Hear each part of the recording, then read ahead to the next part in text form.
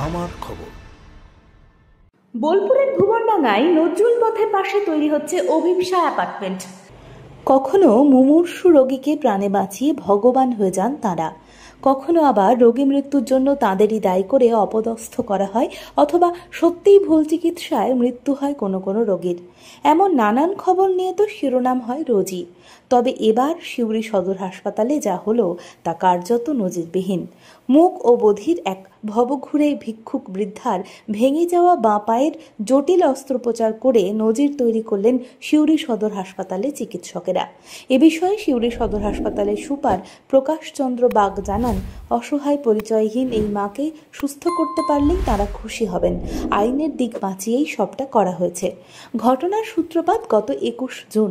ভবঘুরে বৃদ্ধাকে অসুস্থ অবস্থায় দেখতে পেয়ে পুলিশ কর্মীরা সিউড়ি সদর হাসপাতালে তাকে ভর্তি করিয়ে গিয়েছিলেন। অনেক চেষ্টার পরও তার কোনো পরিচয় কিংবা ঠিকানা পাওয়া যায়নি।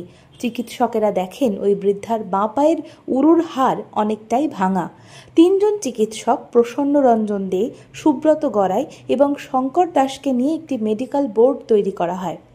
নেতৃত্ব দেন অস্থি বিশেষজ্ঞ প্রসন্ন রঞ্জন দে। তিনি জানিয়েছেন, খুব খারাপভাবে ভেঙেছিল হাড়টি। মূল্যবান প্লেট বসিয়ে কয়েক ঘন্টা ধরে অস্ত্রোপচার চলেছে। এটা না করলে ভেঙে থাকা ওই অংশের জন্যই মৃত্যু মুখে পতিত হতেন বৃদ্ধা। এখন তাড়াতাড়ি সেরে উঠুন তিনি, এই প্রার্থনাই করছেন সকলে। অসহায় মানুষের ভরসারই তো জায়গা হাসপাতাল। নাম পরিচয়বিহীন অসহায় ভিক্ষাজীবী মানুষের জন্য হাসপাতাল, বিশেষত চিকিৎসকদের এই চেষ্টা দৃষ্টান্ত হয়ে রইল। লক্ষাধিক টাকার অস্ত্রোপচার হলো বিনামূল্যেই। এই ঘটনা থেকে শিক্ষা নিক চিকিৎসক সমাজ, এমনটাই বলছেন সাধারণ মানুষ। না, এই পেশেন্টটি তো ডিফারেন্ট নাম এবং আননোন।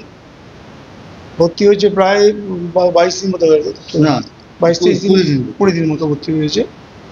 আমাদের কমিউনিকেশন আসে 3-4-5 আগে, আমরা প্রসিড করি এবং আমরা ডিএম থেকে আরম্ভ করে এসডিও, চেয়ারম্যান, সিউড়ি মিউনিসিপ্যালিটি, আমাদের সিওই স্যার এবং নিয়ারবাই পুলিশ স্টেশন সকলকে আমরা ইনফরমেশান দিয়েছি যে ফ্র্যাকচার নেক ফিমার আছে লেফট সাইডে।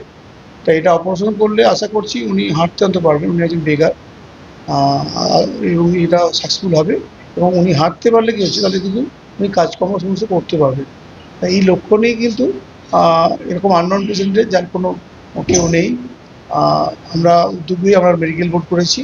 মেডিকেল বোর্ডের সিদ্ধান্ত নিয়ে সিদ্ধান্ত আমরা কনসার্ন প্রশাসনিক দপ্তরে পাঠিয়ে আমরা এই অপারেশনটা করছি। আশা করছি সাকসেসফুল হবেন আমাদের সার্জেনরা। হলে আমরা আগামী দিনে ওনার যেগুলো সব দেখভাল করা বা তার সেগুলো আমরা ব্যবস্থা করব। হবে হিপ সার্জারি, মেজর সার্জারি,